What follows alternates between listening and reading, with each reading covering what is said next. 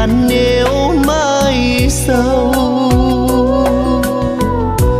thấy em u sầu vì anh nghèo, chẳng làm em vui mà cuộc đời anh hai bàn tay trắng nên lo sợ duyên kiếp mong manh.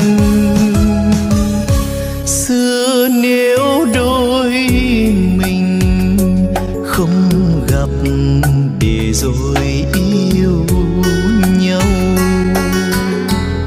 xưa nếu đôi mình đừng tìm nhau giữa đêm thâu,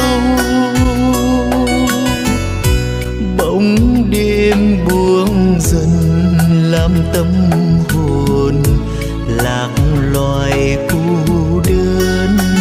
Lòng nặng niềm thương yêu người tha thiết, anh biết làm gì hơn.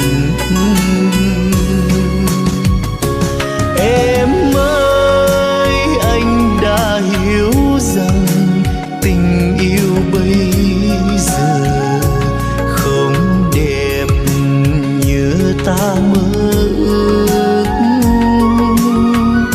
mà tình yêu ấy luôn tính toán bạc vàng, phân số anh cơ hàn nên chấp nhận người bước sang ngang.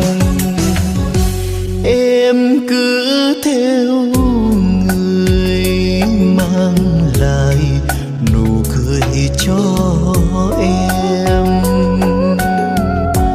anh sẽ không trách người vì anh chẳng giữ được em. Nếu yêu anh mà lòng em buồn thì mình chia tay. Em đừng vì yêu anh để rồi đánh mất hạnh phúc của thời tuổi